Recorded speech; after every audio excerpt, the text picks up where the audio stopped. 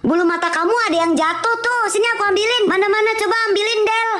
Sebelah kanan lagi. Berarti ada yang kangen sama kamu, Nur. Kalau sebelah kiri, berarti ada yang ngomongin kamu. Kira-kira siapa ya yang kangen sama aku? Bentar, aku terawang dulu ya bulu mata kamu. Oh, ini yang kangen sama kamu inisialnya depannya R, Nur. R ya? R. Jangan-jangan si Radit, kakak kelas gue. Dia kangen sama gue. Kasian temen gue, padahal gue cuma bohongan.